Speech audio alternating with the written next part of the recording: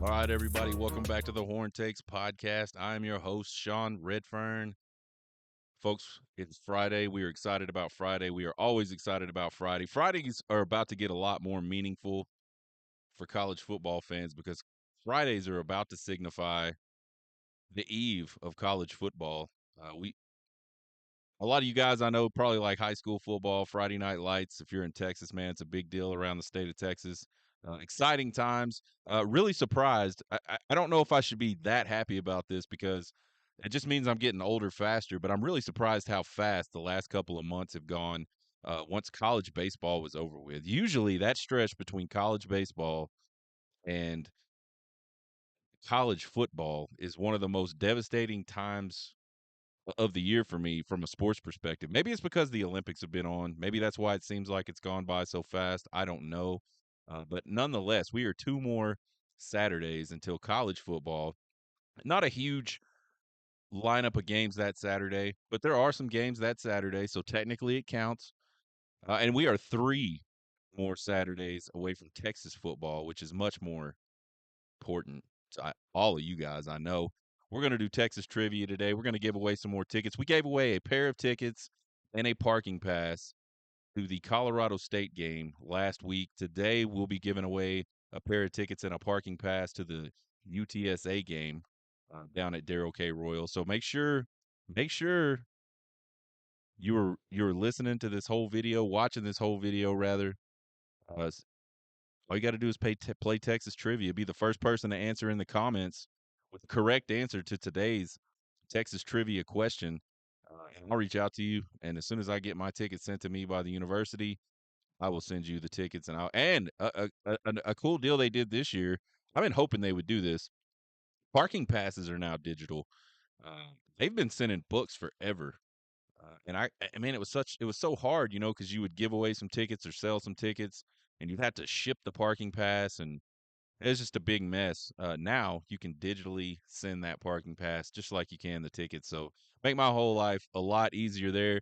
We're going to wrap up our position preview for the 2024 Longhorns with our defensive line, all of them, edge and interior guys. And we'll talk about this CJ Baxter injury. Tough deal for him. Obviously, you never want to see that. But we'll talk a little bit about how that may or may not impact this year's Texas Longhorn football team. Check us out on Twitter, TikTok, and YouTube at Horn Takes. If you like to listen to podcasts, you don't like to see ugly, bald dudes talk about stuff on videos, that's fine too. You can listen to me at Apple Podcasts. You can listen to me on iHeart Podcasts. You can listen to me on Spotify Podcasts. Or you can go to the horntakespodcast.buzzsprout.com and listen to me there. Subscribe, follow, give us all those things. We appreciate the support. 2024 position preview. Man, the defensive line. What a crazy group this has been since Steve Sarkisian and company got to the University of Texas.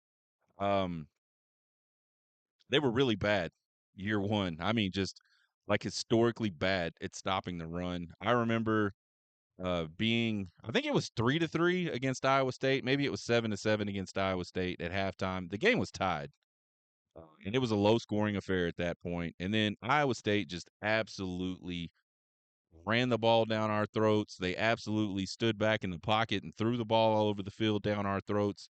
Lost that one like 30-7 or 33 or just some crazy shit like that. That's the infamous uh, Bo Davis explosion on the bus game. Interestingly enough, if you don't know, I don't know how you don't know, but T Sweat was the guy that was the one laughing that pissed Bo Davis off so much that he lost his freaking mind. And then look where T Sweat is today. NFL high draft pick. Good for him turning that around and getting better. But the last couple seasons, Texas has been pretty good up the middle. They gave up 125 yards on the ground rushing, which isn't great. But compared to what it was before uh, in 2022, not that bad. That was the Moro Ojimo year, the Keandre Coburn year. Both of those guys go on to get drafted into the NFL. And then there was a whole lot of angst. What are we going to do? Those guys got drafted. Who's going to step up? And all they did was all these two guys did, Byron Murphy and Tavondre Sweat, was step up and help that defense give up only 82 yards per game on the ground. They were basically unrunnable. I mean, you just couldn't do it. Very few teams had any semblance of success, and I'm talking like just plays. Like, forget about trying to consistently do it. There was most teams just couldn't even get a play, couldn't even get a decent running play against this Texas defense. Uh, so the running defense and that interior group, and by the way, not just rushing defense that they were really good at, especially Byron Murphy and Tavondre Sweat were really, really outstanding at getting pressure on the quarterback from the inside. The problem is Texas has been pretty abysmal off the edge in the passing game since Steve Sarkisian arrived there at Austin. Just not a lot of pressure coming off the edge.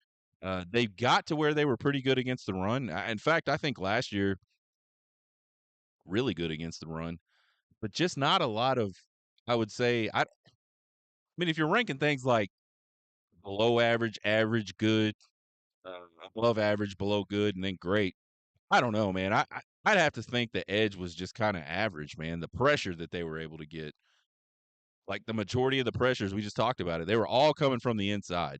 I mean, we would get Devondre Sweat and Byron Murphy would be in the quarterback's lap a lot, like right after the snap.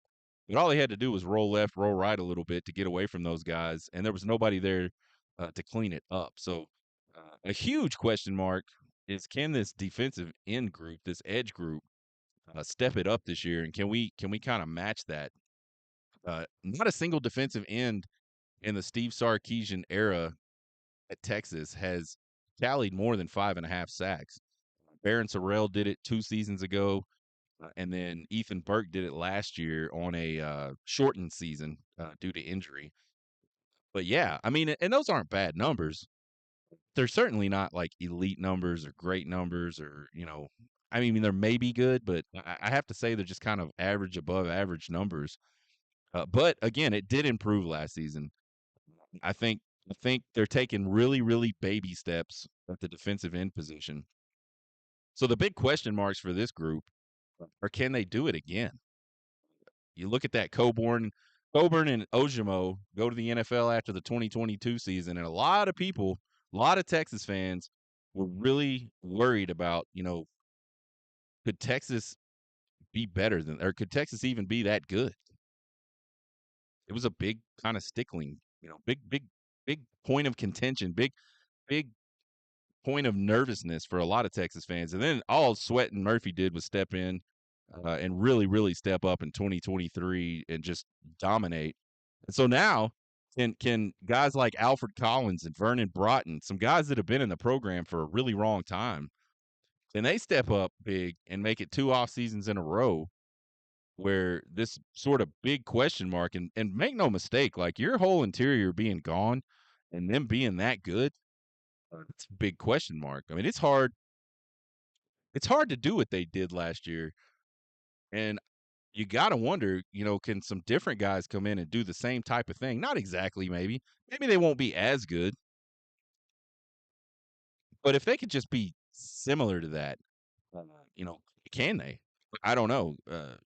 We will see if we can emphatically answer that question in a positive way, the way we have the last offseason. And let's make it 2 in a row is what I'm saying. And then I think the other big question, we've already talked about this a little bit, is, can that pass rush coming off the edge, can they finally start to match uh, some of that interior dominance that we've seen, especially last year on the inside, but I would say over the last 2 years, vast improvement there. Um, can the edge guys finally step up and do that? I think the talent's there. I think the pieces are there. We'll just have to see if they can get it done. Here's who I think the first four are. And I don't, this is kind of a weird one because I want to say I don't think this is a big surprise and shouldn't be a big surprise to a lot of Texas fans, but I think it probably will be. When I get done with these four, some of you guys are probably going to think, well, what about him? And what about him? I think at edge, you got to go with senior Barron Sorrell. He's got a ton of experience. He's big, powerful. I think he's weighing like 260 pounds now. he is really, really good against the run, maybe even great against the run. He holds the edge well, uh, pretty athletic out there, can get off blocks, make tackles, really does a great job of funneling everything back into those defensive tackles and linebackers, and not letting running backs get around the outside. We all know speed kills, and those guys get around the outside, and it's really tough on defensive backs to come up and try to make plays on some of these running backs when they're full tilt coming around the edge like that. So I think he has done a really good job at that, but I think his pass rush is just average at best. He doesn't to me, he doesn't seem to have like that quick twitchiness. He's not going to overwhelm anyone with athleticism. So like everything he gets from a pass rush perspective is a fight and claw and scratch and blood and guts and all that stuff. He just I mean, and I'm just speaking about the past, man. Who knows? Maybe he spent this entire offseason working on his hands, working on his techniques. And a lot of this stuff is just technique and hands. But just talking about what he's done in the past, it's just not been, uh, you know, good, really, to me. Um, and a lot of people may disagree with that, and that's fine. Do I think he can go play in the NFL? Absolutely, but I don't think he's ever going to be one of these guys that a lot of people are um, going, man, this guy's like a sack machine, or this guy is really hard off the edge, and he is tough to he's tough to block off the edge. He's just not that type of guy to me. I think the other edge is going to be junior Ethan Burke. Again, 5.5 sacks last season, despite being banged up. I mean, he had a knee injury. I think he got it. I think he kind of injured it a little early in the season, and then it wasn't till a little bit later that he had some surgery and was out a couple of weeks because of that surgery. So I would say probably half the season, Ethan Burke was kind of limping along on a flat tire, or a tire that was going flat for sure. But this guy, he's one of the He's one of the guys. I was talking to Mike Roach way back in the day when I first started this show. We had Mike on the show and we were talking about recruiting. And I asked him defensively, like, who is a guy out of this recruiting class that you really think is a guy that could show out? And really, all I knew about Ethan Burke at that time was he was a lacrosse player, which I thought was kind of interesting, and that he was a Michigan commit at the time when Texas flipped him. So obviously, a talented guy. Like, Jim Harbaugh is not going to go out and recruit a bunch of bums to come play at the University of Michigan. So I thought that there had to be something there, right? And then you watch him play as a freshman, really really like scraggly kid, real lanky and long, and not a lot of weight on him, but you could see the athleticism. And if you watched any of the state championship game, his junior year, I believe, maybe his senior year. Yeah, it was his senior year because he's a year ahead of Colton Vosick. Uh, you watch that, any kind of uh, highlights of that season, man. He was a force to be reckoned with. He was rough, and I think the reason he's so rough is because I think you got to be athletic to play lacrosse, but he is so freaking long, tough to deal with. He's like 6'7", 6'6", 6'7". Just really hard for tackles to get their hands on him. I can't even imagine being like just your average high school tackle trying to block that guy. Uh, He's powerful. He's quick. I think he's twitchier than Baron Sorrell. I don't think he's certainly not one of the more twitchy guys in that group. But he is to me just a little bit more quick twitch than even Baron Sorrell.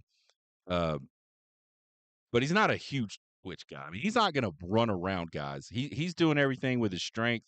You see him bull rush guys a lot, get up under their pads, extend those arms out, and just push, man. And it is again if you can't get a hold of him, which you can't with a guy with 6'7" height is got a wingspan like over 7 feet, surely.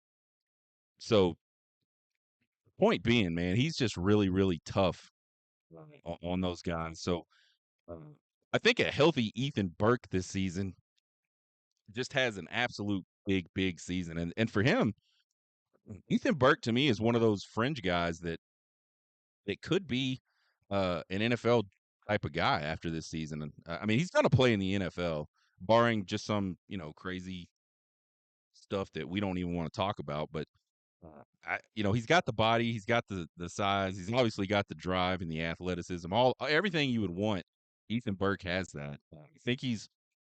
I think he has like a breakout type season this year, and it's going to be a tough decision for Ethan Burke because I think uh, a lot of teams want a guy that big, that athletic, and certainly that long. You can't teach length. Like you either have arms that are 6 feet long or you don't. And his arms 6 feet long, but really really wide wingspan on that kid. In the interior, senior Alfred Collins. Man, it seems like we've been talking about Alfred Collins on this show for at least the last 2 years, probably before that. Uh, I've always been really high on what his potential is, and we've seen flashes from him his entire career. I mean, when he was I think he was a true freshman in that Colorado game in the Alamo Bowl, and he was just all over the field, man. And everybody was like, "Holy shit, this guy's like the next, Rod Wright or Frank Oakham or one of those dudes." Just absolute dominant force in the middle. And we've seen those flashes. We've seen it every year he's played. You've seen him make a play, and you're just like, holy shit! Like, why can't the light come on for this guy? Why can't he be more consistent with that? I think a lot of it was just early on in his career. I don't think the culture was that great at Texas. In fact, I think it was pretty terrible. And I think definitely the work ethic was not there when Alfred Collins was a young buck on the University of Texas campus. I think he's starting to get it now, and it's his time to step up. It's like a perfect opportunity for him to step up, be more consistent. He has uh, one of the more NFL ready bodies, and he's had it since he got on campus. I mean, this dude is a boss. He's like 6'5", you know, 300 plus pounds, and he does not look like a 6'5", 300 plus pound. To me, he's kind of like a Byron Murphy build, except 5 inches taller. And I don't think he's quite as ripped up as Byron Murphy was, but he is a big dude, very uh, lean for that position, and very athletic. Again, he's just got to be more consistent. Uh, So it's time for him to step up and put it all together. We'll see if he can do it. He's definitely going to get an opportunity to be that starting guy. And if he continues to be if he can be consistent, he'll hold on to that easily all season long. You got senior Vernon Broughton, tons of experience with this guy. He's one of those guys to me that you just don't notice that much on the field. Uh, he'll go out. I mean, he never really does like any just crazy plays, right? But he's always around the ball. He does his job. He played quite a bit last year. He's just a he's a guy you gotta. It's like one of those glue guys, and maybe that's an unfair comparison for him because I don't. Some people say glue guy and they mean like just this average dude that makes an extra pass. Like when you're talking about basketball or, you know, I don't know. I don't know what a glue guy in football necessarily. I'm going to call him a glue guy. So senior Vernon Broughton, I think, holds down that other interior defensive line position. Uh, and that's just assuming that they go with four all the time, and that they go with like a traditional four. I've been hearing a lot of stuff about some different sets where they get a lot of that length and speed on the field, uh, like bringing Ethan Burke into the defensive tackle position, uh, maybe even bringing uh, maybe even bringing Baron Sorrell down, and then throwing guys like Trey Moore and Colin Simmons out there on the edge. That would be. I hope they do that because I want to see that because I think that's going to be just something that's really awesome to watch. So I think those are your first four. Nobody really knows, right? And this is kind of one of those position groups where there's been a lot of guys kind of coming in and out this offseason, whether it's transfer stuff or whether we're talking guys just leaving for the NFL. There's been several transfers come in. We had a transfer go out. So it's really kind of hard. And all we got was the spring game. And you don't get a whole lot in the spring game. So that's my best guess on the first four. The next four, and I think here it even gets even more log jammy to me. Just really don't know what to expect. There's a lot of talent, a lot of depth back there. But here's what I think is going to happen with the next four. Edge, I think you're going to see junior transfer Trey Moore, 14 sacks last season, 18 tackles for loss. Those are both UTSA single season records. He's a big guy. I think he's 6'4", 6'5", 235, 240, maybe even up to 245. So he's not a little guy by any stretch of the imagination. But to me, he's on a different level of twitch than Baron Sorrell and Ethan Burke. He wouldn't have got 14 sacks if he wasn't. I mean, let's just be honest. You don't get 14 sacks in a season by just having good technique. Like there has to be some physical attributes there, and he certainly has those. I think he's a guy that could work his way into that starting role pretty quickly. It's going to be really interesting to see because there's a lot of guys, especially at these defensive end positions, that have been here a while. There's a lot of guys at the defensive tackle positions that have been here a while, and there's a whole lot of hungry, really talented guys behind them. It is going to be interesting to see if those guys, those older guys that have been with the program a while, can hold on and produce, or do some of these younger, more talented guys sort of step up and move past them on the depth chart? We'll have to see. Another guy on the edge, I think, is freshman Colin Simmons. I don't think you bring 5-star defensive ends in and not play them. Defensive end is one of those positions, edge, whatever you want to call it, one of those positions where if you can find a guy that can make an impact on the game consistently, that is money. That is something that just not a lot of guys, even some of the good ones, they just cannot do it consistently. So if you can find that guy, he goes on the field. Colin Simmons, freak of an athlete. If you've been following any kind of recruiting at all or watched any kind of high school football in the state of Texas, you have seen Colin Simmons run right around guys, chase quarterbacks down, chase running backs down, run out and chase wide receivers down after they've caught the ball. This guy, uh, he's a freak. He's a freak athlete. 6'5", 240, 245, tons of speed, tons of length. He's really, really raw, though. So I think I can kind of see Texas definitely utilizing him in pass rush situations, but kind of maybe like they used Ant Hill last year. I don't know that he has like a, and I don't know that he doesn't either, but I don't know that he has like a regular rotational type deal in this defense as a true freshman. But he's certainly going to go on the field if it's 3rd and long. Uh, you're going to see Colin Simmons trot out on the field. You're going to see Trey Moore come out on the field. I'd be very surprised if both of those guys don't see a ton of action in like those obvious type passing downs. Interior, I'm not real sure, but I'm going to throw some guesses out here, and these are names that you probably haven't heard much about. Senior transfer Bill Norton. This is a guy that was at Georgia first. He was on Georgia's 2 national championship teams. He played a lot of ball at Arizona, which is where he transferred to after Georgia. Big run stopper type like Tavondre Sweat. But the cool thing about him is he also can get some pressure. He's a thick dude, but he can get up the middle and get some pressure on the QB. And then I think you got senior transfer, and I'm going to butcher this, Tio Ali Savia. Sorry, big man. I know I probably didn't get that right. He's another Arizona guy. And these guys came over with Nansen, the new linebacker coach. Big, powerful guy, get off blocks in the run game. Uh, they both those guys, and I think he started out at UCLA. Both of these guys have some power and some experience, and I think if none of the young guys can really step up and show some consistency, at the very least, you want to know that you've got some guys with experience, and they'll be at the right place. They may not be able to physically win every time, but they'll be where they're supposed to be. You won't have mental letdowns and things like that. So those are my 2 picks for the next 4 on the interior. I could be totally wrong. Uh, I've been hearing Jere Bledsoe's name a little bit, uh, Bryant's name a little bit on the interior. You got Sadir Mitchell sitting back there, who was a highly rated guy that just came in really heavy last season, played a little bit, but just never. It just hadn't clicked for Big Sadir yet. I think he's lost a little bit of weight over the offseason, and maybe this is the year it clicks. You just never know with some of these guys. We saw Byron Murphy and Tavondre Sweat click really hard, and not that they hadn't played before, but they were just absolutely ridiculous last season. So you can do it in the span of one offseason. You can go from a really talented guy that shows flashes to guys that just consistently mess everything up in the middle.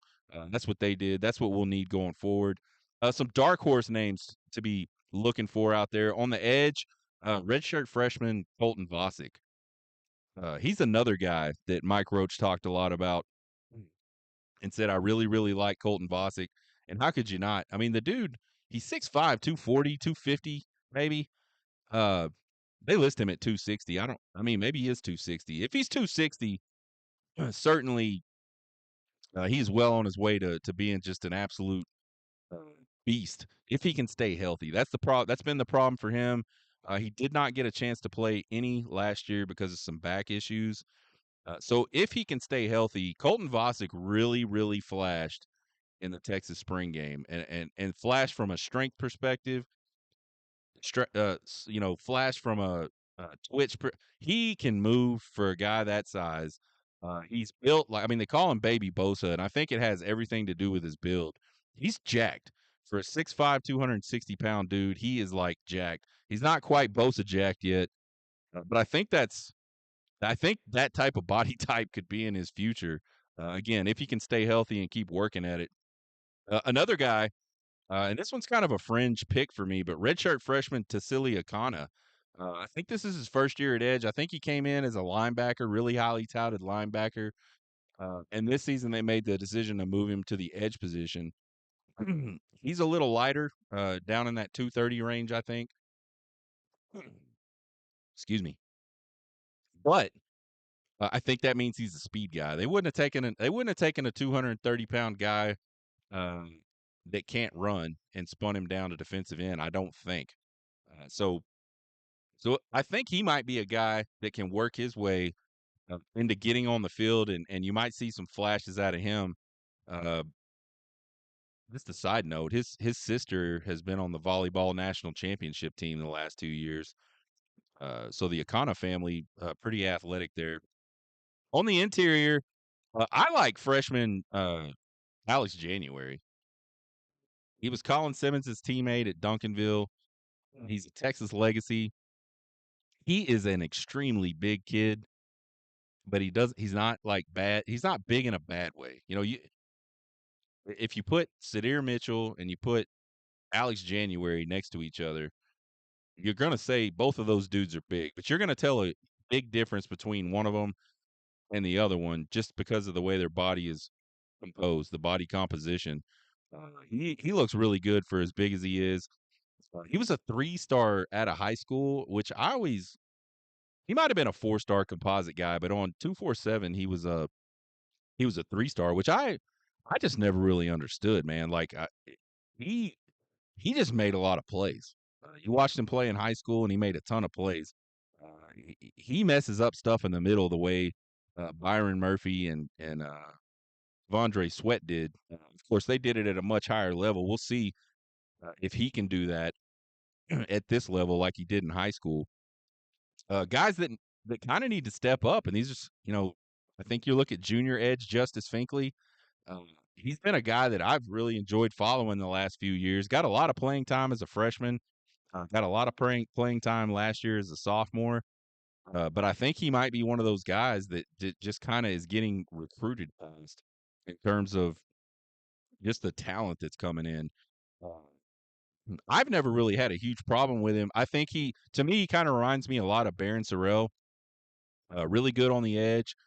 He might be a little better off the edge in terms of speed and quickness.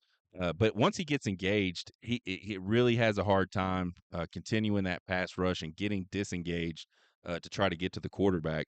I think a lot of that is just, he's not a big, long guy. He's 6'2", 200 and I think he's 6'2", 230 pounds. So he's not a 6'5" guy or a 6'7" guy with really, really long arms. But he has been a productive guy for Texas in I wouldn't say limited action, but he's never been a starter. So I'd like to see Justice Finkley step up. I think he's one of those guys you look at and you go, man, I just want good things to happen for him because he's stuck things out through all of that terrible stuff that some of the there's still several guys on the team left that have had to deal with that. Just all the ups and downs for those first couple years at the University of Texas. They kind of put it together last year and had a good season. I'd love for him in particular to be able to put it together and really step up and show out at that edge position. Another guy I think is Sadir Mitchell. Sadir Mitchell, we talked about him earlier, highly touted guy. I think a lot of Longhorn fans thought he was the next in line after Murphy, after T Sweat. He's a T Sweat build type of guy, um, just a huge dude, but he can move pretty well for his size. So but I mean, he got to play a little bit last year, but it was just not, uh, it's not very good when he did. So, they kind of ended that experiment early on with him. I think for him, it's more like getting his weight under control than anything else. I think he probably just cannot. I mean, I think that dude weighs like 360 pounds right now. So he was like up to 380 or some crazy mess like that when he reported last year. So I think for him, he's got to continue to make strides with his body comp, get himself in a position where he can play more snaps, and I think he might be all right. Grade for this defensive line position all across the board. It's hard to give this group much more than an B. I don't, and I think maybe that's even a stretch. I think there's a lot of pieces in place at the edge, but we don't. It's unproven. Like we don't know what they're gonna do. You used to say, Trey Moore had 14 sacks last year. Yeah, he did, but he did it at UTSA, and I'm not going to knock the competition uh, too hard here, but I think it is fair to say that having 14 sacks at that level, not exactly the same as having 14 sacks in the SEC or the Big 12 or the Big 10, something like that. So uh, again, it's kind of unproven what he can do at this level. The defensive tackle position, it's talented. But outside of Broughton, there just hasn't been a lot of consistent experience at Texas. You look at those two transfers that come in with a ton of experience. Um, they've probably had a lot of consistency where they've been. So it can be a group that does well, but will it? I just don't know. I just don't know that we know for sure, right? So uh, here's what I do know. And this is a horn take. This Texas team, whether they can adequately fill the shoes of Murphy and Sweat moving on to the NFL and get more pressure off the edge in 2024 or not is going to absolutely be a key to whether this defense sort of shows a dramatic improvement.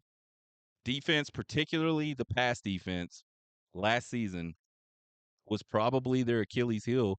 It was probably what cost them more than anything else, especially there in that Sugar Bowl game against Washington.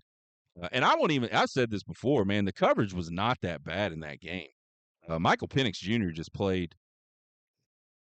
he just played outside of his freaking mind, and he's already a pretty good quarterback. And I think you probably look at that game. I haven't seen every game he's played, but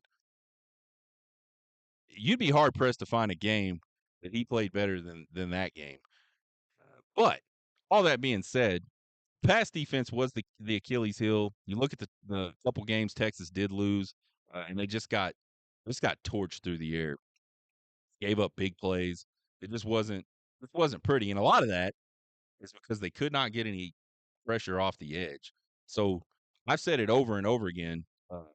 It sure does matter who you have back there in the secondary, and it sure does matter if they're in the right place doing the right stuff and that they can physically match up with the offensive players they're playing against. But you can really, really help a secondary a lot if you can get pressure on a quarterback really, really quick and it's coming from a bunch of different directions. They don't know where to go next. They can't just roll out to the right or roll out to the left a little bit to escape that interior pressure, find a guy and make a play. So if this defensive line can be consistently a nuisance from all directions, and maybe not even all directions, but just multiple directions. Another thing about that Washington game, they actually got a lot of pressure on Michael Penix Jr., but it was one guy at a time. They never could get multiple guys in the backfield in his face to just disrupt what he was trying to do. So all he had to do was get away from one guy, find a guy, like a really, really nice throw, which, again, I think he could have thrown a football through a 747 doing a low level pass that day. Through the window of a 747 doing a low level pass. He was just that accurate that day. It was completely ridiculous. Uh, But yeah, man, that's the defensive line preview. I mean, I think again the pieces are there for them to be really good. We'll just have to see if they can put it all together. See which of those younger guys steps up, and it maybe there's some guys we haven't even talked about because there's some talent there of guys that we haven't even talked about. Maybe some of those guys can step up and do some things for Texas. Speaking of Texas, let's do some Texas trivia. We are giving away a pair of tickets and a parking pass to the UTSA game today. The way this works is get you log on to this YouTube video when it airs, when it goes up. And I'm not going to tell you when it's going to go up. I'm going to set it for some random time this afternoon. So what I would do, and I know you can't do this like in reverse unless you're a time traveler, but for next time, because we're doing this 3 more times after today. For next time, I would go subscribe to my YouTube channel.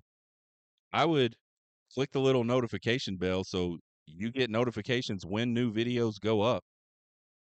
And I would listen to the video, watch the video, and when Texas trivia comes on, I'd get the right answer, I'd go to the comments of that YouTube video and put my answer in. And if you're the first person that does that correctly, I'm going to reach out and I'm going to give you a pair of tickets and a parking pass to a Texas home game.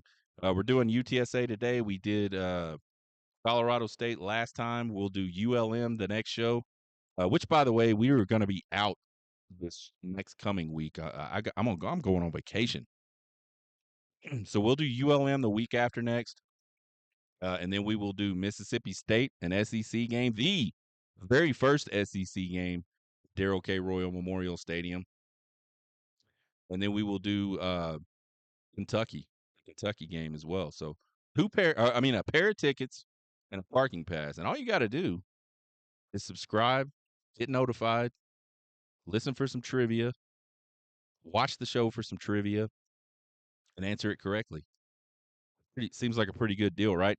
This Texas trivia question. This last week was a layup. We did which Texas quarterback was in the top 10 in Texas rushing yards all time? Obviously, that's Vince Young. But this week, who caught a pass late in the fourth quarter of the 1969 Cotton Bowl, set Texas up with a win over the Arkansas Razorbacks? Who caught a pass late in the fourth quarter of the 1969 Cotton Bowl that helped set up Texas for a win over the Arkansas Razorbacks and eventually propel them to a national title? Answer in the comments. Be the first to answer it right. Win a pair of tickets. All right, the big news this week out of Texas camp has been the injury of C.J. Baxter. Uh, really devastating for him. Obviously, not a good thing for the Texas Longhorns. You got to think he was penciled in as the starter. He was a starter last year from day one before he kind of got nicked up. We saw Jonathan Brooks come in and just run wild on everybody. Tore his PCL, tore his LCL on the first day of pads, out for the season. Uh, this is a blow. So if you've been on any kind of Texas message board, or you've been on Twitter, man, you have just seen just a crazy amount of of doom and gloom, and a lot of it's just kind of crazy to me. But make no mistake, this is a blow. I, but I don't think it's the blow that so many people think it is. If you guys look back last year, I mean, I know he started the first game and he started several games last year, but CJ Baxter was not the feature back last year, even though he was pegged as a freshman or as a starter as a true freshman. He never was the guy that ultimately once the game got going. I don't think he had a single, and I may be wrong, but I don't think that guy had a single game last year where he led the team in rushing. Maybe Alabama, maybe, but again, I don't know. I would say I don't think so. Uh, as a season whole, if you look at him against the other running backs last year, he was the least statistically impressive of all of them. So so while, you never want to see a guy get hurt, and I'm certainly not trying to disparage CJ Baxter and say he sucks and anything crazy. I think he's a really talented guy. And you obviously want as many guys as you can throw at defenses running the football. It just keeps them fresh, gives them a little bit of a different look. All these guys kind of have a different running style. So it is always a blow when you're depending on someone for a team. The team's depending on someone, and for whatever reason, they just won't be able to do it. They won't be able to produce, whether it's they just can't or they don't, or whether they have an injury like this. But this season, guys, is certainly not over, and here's why. The Texas offensive line is the number one reason why this season is not over. 4 starters returning from an offensive line that just absolutely mowed people over last year in the run game. They'll be back. They may have even, I know it sounds crazy, they may have even upgraded at right tackle with Cameron Williams. That's right, folks. I know Christian Jones got drafted in the NFL draft, but talent-wise, they might have upgraded with Cam Williams, that right tackle position. We'll find out really quick. But the offensive line for Texas is outstanding, and they are going to open up holes. And they're going to open up the type of holes that my big ass could probably run through sometimes. Now, I'm not going to get down the field like these boys will. These guys are going to get through those holes and pick up some chunk yardage. I could just get through the hole probably. I'm pretty wide. So, I mean, the point being, they're going to be fine. Uh, Number 2 reason, Jaden Blue. Jaden Blue, to me, I think Jaden Blue was the most talented. I didn't say best. I didn't say most outstanding. I said I think Jaden Blue was the most talented running back on the Texas roster last season. And I think he's the most talented running back on the Texas roster this season. People forget that Jaden Blue was a 5-star in high school. He was the number 1 running back in his class until he opted out of his high school year, his senior year of high school. So this is not a guy that's just some bum that like had a little bit of production last season. He is like talent wise, he is an elite running back. Reason number 3, I'm not worried. Depth in that running back room. There's so many of them. It's got to be one of the most talented running back rooms in the country. And yeah, some of them are young. I mean, think about this. You got Jaden Blue, who was at one time the number 1 running back and a 5-star in his recruiting class. You got Jarrett Gibson, who was the number 1 running back by some, not all, but by some recruiting services in last year's class. You got Trey Wisner, who's a guy that played. He could probably play slot or running back, and to me, he was a big dark horse. In fact, he was my offensive dark horse of that recruiting class. And then you got Christian Jones, who's another talented guy out of Arizona. And they got the baseball player guy. What is it? I can't remember his name. He plays on the Texas baseball team. Nick Sanders, I think, maybe something Sanders or something Nick something. I don't know. I'm probably completely wrong, but I know there's a guy. He's 6'2", 215. Played high school football. Was a guy that got offers to play college football. He started playing football this year, so there's a lot of guys there that can play. The other thing you got to think about is I I think running back, and you see this reflected in the NFL. I think running back is the easiest position to replace. I think, and I'm not saying we haven't had elite guys, and I'm not saying that I'm not saying that you can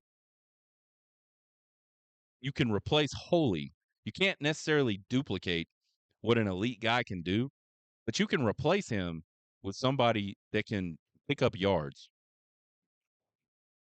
And I think especially coming out of high school and going into college, that jump is not as hard at running back as it is at a lot of other positions. And then finally, you got Steve Sarkisian. Steve Sarkisian's not stupid.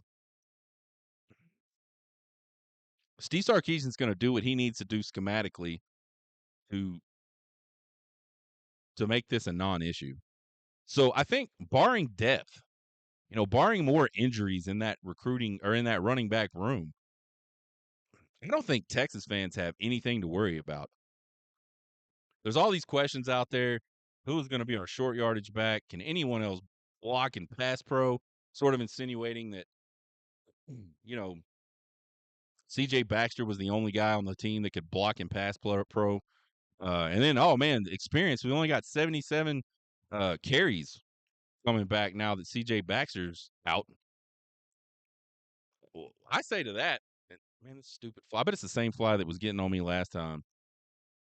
I say to that, he's running. None of these guys are midgets. Like CJ Baxter is just a big dude. He's 6'2", like 230 pounds. He's not your average running back. These other guys are. They're all around 6 foot, 200 pounds, 205 pounds, 210 pounds. But you look at like Blue and Wisner, they both shown power inside the tackles. They're not guys that are just speed guys and can't get the ball up the field in the middle. We saw Jaden Blue have a really tough run in the Sugar Bowl to get in the end zone, down in the red zone. So this whole narrative that like the rest of the running backs are just these tiny little midgets, and CJ Baxter was just so much bigger than these guys and so much more powerful. It's just not true. Mama said never answer a question with another question, but I got a question for the question of who can pass block. Why would we even try to pass block? All these guys can catch. Trey Wisner, great out of the backfield. Jaden Blue might be one of the best I've ever seen out of the backfield at the college level. There's some of the catches he's made. The catch he made in the Sugar Bowl to keep that drive alive was outstanding. If they want to bring more than we can block, let's dump it off in a one-on-one situation to one of those guys. That's a problematic.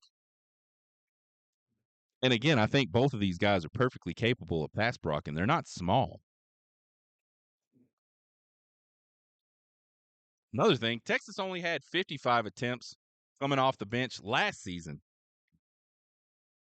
So less attempts last season than we had coming into this season.